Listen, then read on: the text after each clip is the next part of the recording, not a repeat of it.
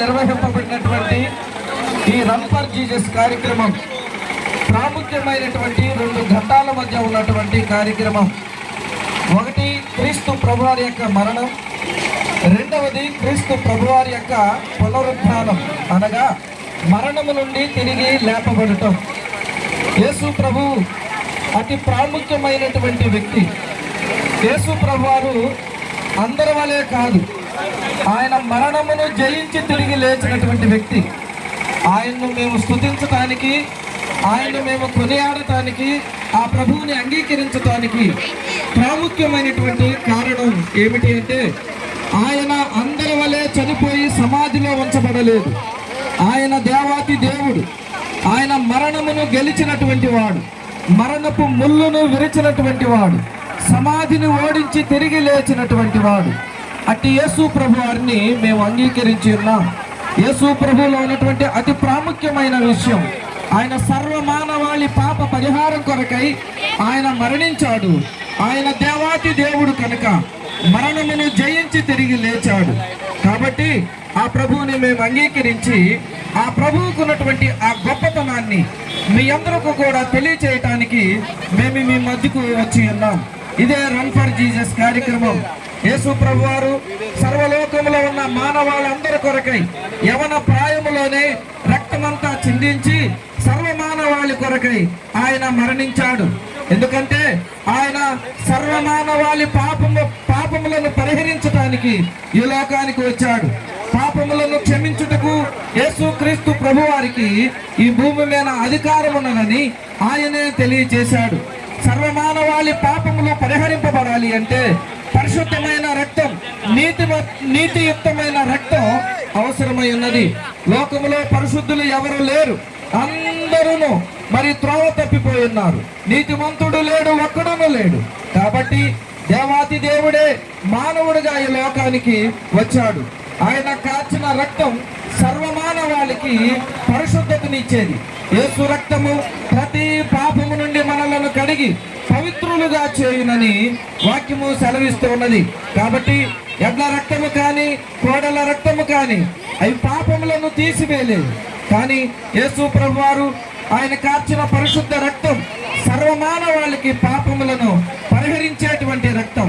కాబట్టి మానవుల కొరకు ఆయన ఈ లోకానికి వచ్చాడు. మానవుల పాప పరిహారం కొరకై రక్తమును కార్చాడు. ఆయన మరణం పొందాడు, తిరిగి లేచాడు. ఆయన పిలుస్తూ ఉన్నాడు, ప్రయాసపడి పాప భారమును మోయిచున్న వారులారా నా యొద్దకు రండి, మీకు పాప విమోచనను కలుగు చేస్తానని యేసు ప్రభువారు సెలవిస్తూ ఉన్నాడు.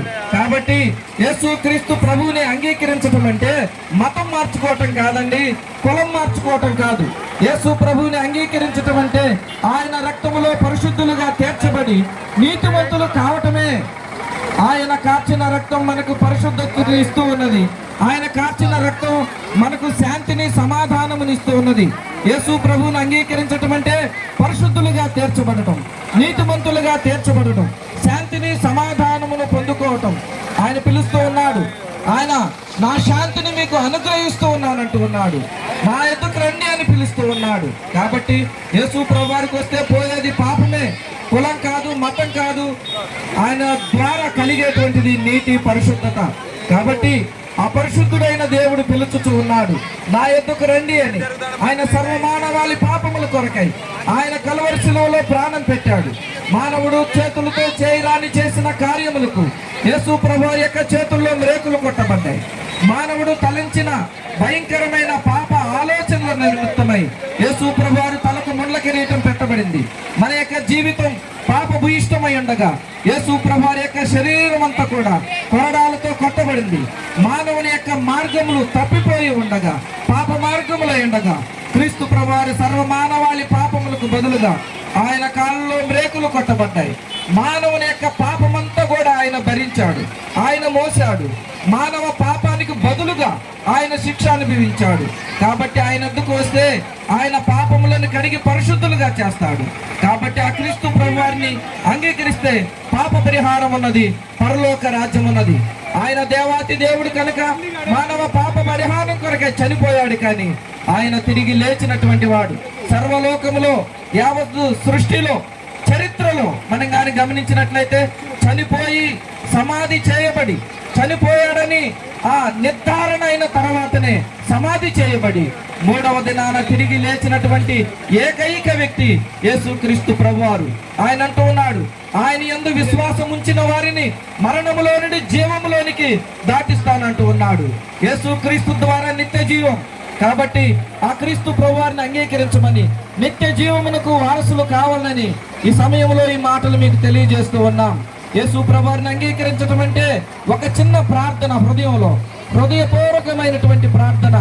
దేవా, పాపినైనా నన్ను కరుణించు, నన్ను క్షమించని ఎవరైతే అడుగుతారో వారి పాపములను ఆయన క్షమించేవాడు. ఎంత ఘోర పాపినైనా ఆయన ప్రేమతో ఆహ్వానిస్తూ ఉన్నాడు. నా యొద్దకు రండి అని. ఆయన యొద్దకు వచ్చి నీ పాపములను ఆయన యొద్ద ఒప్పుకుంటే ఆయన క్షమిస్తాడు, శాంతినిస్తాడు, సమాధానమునిస్తాడు, గొప్ప సంతోషమునిస్తాడు. ఆయన తన రక్షణనిస్తాడు, పరలోకాన్ని ఇస్తాడు. ఆ క్రీస్తు ప్రభువారిని అంగీకరించి పాప పరిహారము పొంది దేవుని రాజ్యానికి వారసులు కావాలని ఈ సమయంలో మీకు ఈ మాటలు తెలియజేస్తూ ఉన్నాం. ప్రభు ఈ మాటలు దీవించును గాక. ఆమేన్. దైవజనులు మోసెస్ అన్న గారు, రెవరెండ్ మోసెస్ అన్న ప్రార్థన చేస్తారు.